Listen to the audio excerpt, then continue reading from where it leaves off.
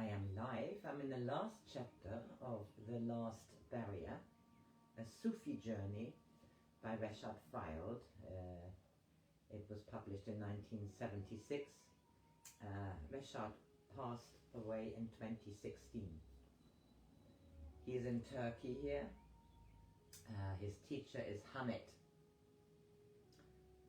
He walked slowly towards the house, pausing for a moment to bend down and smell one of the flowers in the center of the patio. I felt very alone and very sad. It seemed to me that the knowledge and experience that Hamid had given to me had been waiting for centuries, and those who held it could be free only when they had passed it on. My fear of Hamid was gone.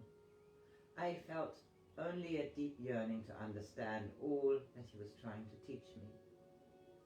I recalled my time with him, trying to remember all the things that had been and said, the events that had taken place.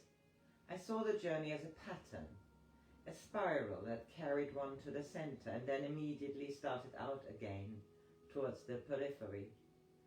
On the way occurred certain shock points which made it possible to proceed to the next stage.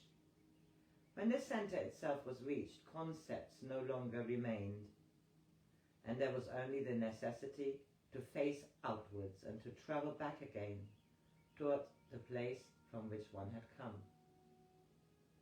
That place, beyond all form, beyond all dogma and religious bigotry, beyond any concept of the mind, was represented to me by Mevlana Jalaluddin Rumi, for it was the experience of absolute love itself that removed all the concepts and the outer form. Of one thing I was certain: if we are to help one another, we must know who we are. And to know who we are, it is necessary that we love God more than anything else, so that finally there is only Him. Only thus can we truly be of service. Just as the sun was going down, I walked back along the beach. Tomorrow I would have to face the journey to London and the cold rain of the British spring. In some ways I was afraid, for I was raw, like a newborn child, or like someone who has been burned, exposed to the elements, waiting for the new skin to grow. But it was a challenge, and I felt a strength growing within myself, a strength that would see me through the inevitable changes that would result from my desire to bring what I had learned into a more normal style of life. As I came up the path from the beach, I saw that there was a strange car, a minibus, parked outside the house. I had been so used to being alone with Hamid that my immediate reaction to the presence of other people was one of jealous anger. Stopping for a moment to get myself together, I realized that this bus probably belonged to the people that Hamid had mentioned who were coming to study with him. Why was I so possessive? Did I not want the knowledge that he had given me to be passed on to as many others as possible? I knew then that the battle, with all that stands between us, and the truth is constant, and that every day of our lives we must fight all that leads to separation. So there you are, Hamid greeted me joyfully as I entered the room. We have a surprise. These are the people I told you about. They had driven all the way from India through Afghanistan, and it took them a little less time than they thought. So here they are. Come, you must meet them. I was taken around and introduced. There were 5 of them, 2 men and 3 women. One of the men had known the girl in London and had kept in touch with her when she had come to stay with Hamid. I've just been telling them about you and some of the things that you have been doing. They seemed quite concerned. Hamid leaned back in his chair laughing. Gone was the urgency of the morning and of the things that I had been trying to convey to me, that he had been trying to convey to me. He was his old self, the Hamid I had known in London. Silently I asked him for help, for the shock of meeting all these people and the fact that there were so few hours left and so much to be said was almost too much to bear. As though in answer to my unspoken plea, he said, "So, here we are. What a thing. But the good Lord knows best, and so it seems that we are to have a celebration tonight. He pointed to me with a twinkle in his eyes.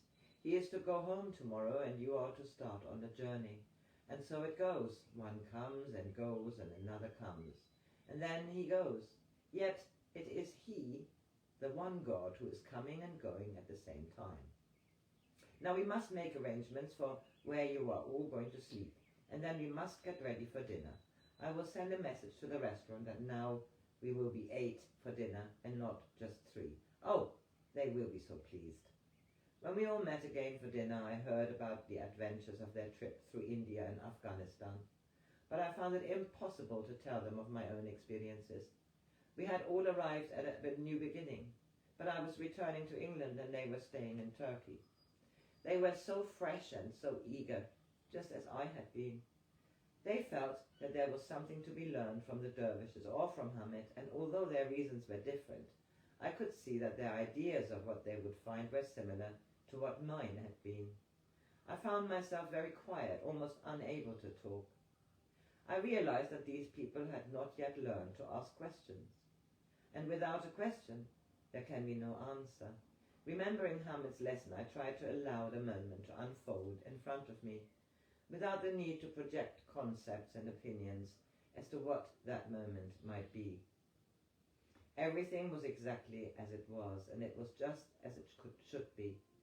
When Hamid appeared, bringing the girl with him, the picture was complete.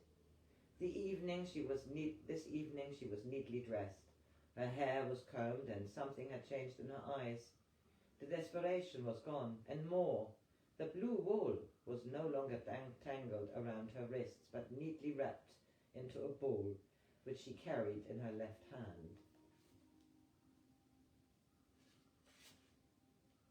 She shook hands with everyone, and then Hamid led her over to me. "Well," he said, looking at us both.